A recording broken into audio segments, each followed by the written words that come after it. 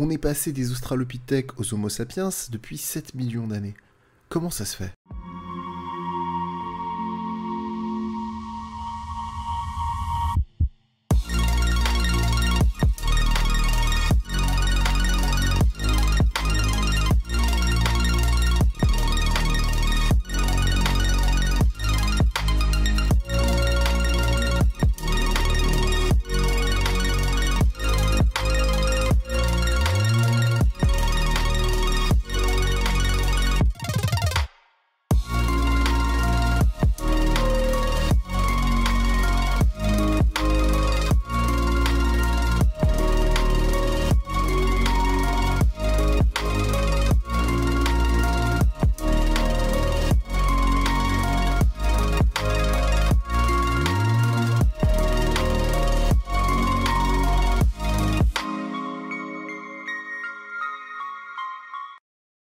Ce que l'on appelle les hominidés, c'est les premiers membres de la lignée humaine qui est postérieure à cette différence que l'on a entre les chimpanzés et les hommes.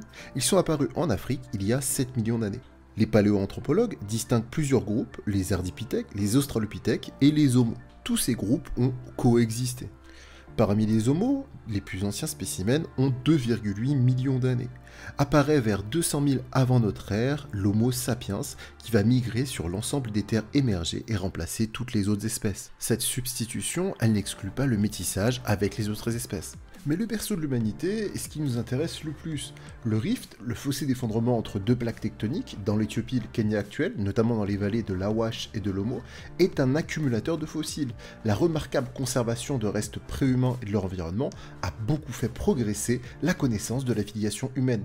Le plus célèbre de ces fossiles est celui d'une jeune fille morte il y a 3,2 millions d'années, Lucie, qui est découverte en 1974.